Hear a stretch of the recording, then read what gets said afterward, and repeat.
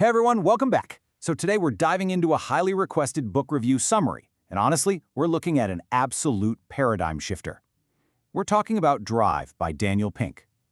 Now, if you've ever, struggled to get your team, your students, or maybe even yourself motivated to tackle those really complex problems, well, you are definitely in the right place. In this explainer, we're going to visually break down Pink's fascinating research on what actually motivates us. And trust me on this, it's probably the exact opposite of what you've always been taught. Okay, let's just jump right in. All right, here's our quick roadmap for today. First, we'll tackle the problem with carrots. Then, we'll explore the three core drivers of human motivation: autonomy, mastery, and purpose. And finally, we'll wrap the whole thing up by unlocking intrinsic drive, so you know exactly how to apply this to your own life. So, part one, the problem with carrots and why traditional incentives, why they just completely fail. To really wrap our heads around this, let's look at a real-world dilemma. Okay, imagine a friend of yours is teaching an innovation class to a group of 8th graders. Now, innovation, right? It sounds like a fantastic, inherently interesting topic, but there's a huge problem here. The students are just completely unmotivated. They're visibly disengaged. So your friend tries the absolute oldest trick in the book. He goes for the classic carrot and stick approach. He promises them good grades if they pay attention, that's the carrot, and then he threatens that they'll fail the class and get left behind by their friends if they don't, that's the stick. But guess what happens? It literally only works for a few minutes before the students completely tune out all over again, which leaves us with a pretty crucial question. What on earth should our friend do? Well, Daniel Pink's research reveals something completely shocking. When we actually contrast traditional if-then incentives, carrots and sticks, with intrinsic drive, we see a massive problem. Using carrots and sticks actually strips the enjoyment right out of the learning process. It does serious, measurable harm to a person's natural willingness to learn. Think of it like a passionate surfer who suddenly decides to become a pro instructor just for the paycheck. All of a sudden, that external reward completely kills their original passion, and they end up hating the very thing they used to love doing for fun. So the takeaway? We have to ditch those conditional rewards and lean into intrinsic drive. We really need to amplify the natural joy of the process, and Pink's book gives us 3 primary ways to do exactly that. Okay, let's dive into this. Driver 1, autonomy, the unbelievable power of self-direction. To see autonomy in action, let's look at the software enterprise company Atlassian. Back in 2002, 2 university grads from Australia started this company with just $10,000. They had some moderate success, sure, but they wanted to be a major player. They wanted real disruptive innovation. So they tried this incredibly radical experiment. Step 1, they gave their salaried programmers 1 full day of complete freedom. Step 2, from Thursday at 2 p.m. onward, those programmers could write whatever code they wanted with whoever they wanted. I mean, some of them even worked straight through the night. And then finally, step 3, at 4 p.m. on Friday, the whole team gathered in a conference room with beer and chocolate cake to present what they'd built. And you know what? That crazy Atlassian experiment led to dozens of brilliant, creative solutions and new product ideas, all fueled by total freedom, not cash. So how does our friend with the unmotivated 8th graders actually apply this? Well, he takes a page right out of Atlassian's book. He could set aside just 1 class a week strictly for a self-directed project. He provides the tools, the info, the supplies, but then he completely steps back. He lets the students choose their own project and build their own teams. The only catch is they have to use the class lessons and present what they've learned at the end of the year. By just carving out this small pocket of flexibility within a normally rigid framework, you ignite an absolute explosion of autonomous drive and creativity. Which brings us to our second pillar. Driver 2, mastery. That deep, natural urge to just get better at something. Let's take a look at this massive, state-owned shipping company in Sweden called Green Cargo. Now, let's be honest, most companies do an absolutely terrible job with performance reviews, maybe doing them once a year if you're lucky. But when Stephen Falk joined Green Cargo's executive team in 2003, he completely flipped the system on its head. He shifted the focus to 1 primary metric. Managers were now required to meet with their employees for 1 intense hour-long coaching session every single month. And the goal of this one-on-one?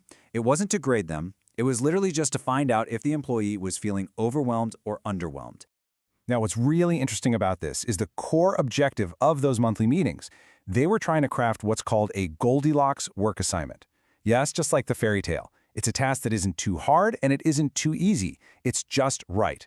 It sits just slightly above a person's current skill level. Because when you find that perfect zone, that exact sweet spot between total boredom and crushing anxiety, people become highly, highly engaged. they naturally feel this intrinsic sense of mastery. And we can actively use this exact strategy to keep our own teams or our students right in that perfect zone. Let's say our 8th grade teacher sits down with a student and realizes the assignment is way too hard and it's creating anxiety. The teacher's action is super simple. Just remove a question or two. Dial back the difficulty. But what if the assignment is too easy and the student is bored to tears? Well, the teacher can challenge that student by having them teach the material to a struggling classmate. This perfectly adjusts the difficulty level for both of them, keeping absolutely everyone locked right into their intrinsic drive for mastery. So the obvious question here is, does focusing on mastery actually work in the real world? Well, the results really do speak for themselves. 125. After Green Cargo ditched those traditional yearly reviews and focused entirely on putting employees into that Goldilocks work zone, engagement just completely skyrocketed. Within just 2 years of rolling out this new system, Green Cargo became profitable for the very first time in 125 years. I mean, no way, right? That is the absolute power of mastery. All right, let's transition to our final driver. Driver 3, purpose. Working for something larger than ourselves. This is that vital, underlying why behind all the hard work. You know, when Sheryl Sandberg was the chief operating officer at Facebook, she had a really specific rule for running her meetings. She would relentlessly, and I mean always, start the meeting by stating the team's overarching mission. Her philosophy was pretty simple. She said, you have to repeat your mission and your purpose over and over and over. And sometimes you're like, well, doesn't everyone already know this? It doesn't matter. Whether it's the mission for Facebook, Instagram, or WhatsApp, anchoring your team in their ultimate purpose before diving into the actual work is absolutely critical. And this brilliantly illustrates a phenomenon we see all the time in the medical field. I mean, why does an organization like Doctors Without Borders have absolutely zero problem recruiting highly skilled, incredibly talented physicians to travel to harsh, impoverished villages around the globe for practically no pay? Why on earth would they choose that over a super comfortable, traditional, high-paying medical role? Because of purpose. The deep fulfillment that comes from actively helping other people completely overrides the traditional carrot of a massive salary. So bringing it all back to our 8th grade teacher, he needs to spark this third driver immediately. He can't just hand out an assignment, he has to frame it. He needs to connect the lesson to how it actually benefits people that his students care about. He could tell them, hey, learning this innovation principle will allow you to contribute so much more to your team. Or even, guys, this is the exact same principle Mark Zuckerberg used to build a product that billions of people use every single day. You really have to give the daily work a much larger context. So let's move to our final section and see how all of this builds together, unlocking intrinsic drive, the final synthesis. Let's bring all of Daniel Pink's fantastic research into one clear picture. If you are trying to motivate a team, a classroom, or let's be real, even yourself to solve complex problems, here is your ultimate book review summary playbook. First, stop using if-then incentives. Period. Carrots and sticks just completely destroy the natural joy of the process. Second, spark autonomy. Give people a framework for sure, but give them self-directed time and freedom within it. Third, foster mastery. Check in regularly and fine-tune those tasks so people are working in that perfect Goldilocks zone, just slightly above their current skill level.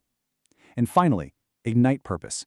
You have to relentlessly connect the daily grind to a greater mission and show exactly how the work helps others. It's a completely different way to look at human motivation, right? But the results, from Atlassian to Green Cargo, they really do speak for themselves. So I want to leave you with this final, provocative question to chew on as you go through your week. Take a hard look at your own life, your classroom or your business. Are you still relying on outdated carrots and sticks? Or are you finally ready to fuel true drive? Thank you so much for joining me for this explainer. I really hope this helps you unlock your own intrinsic motivation, and I'll catch you next time.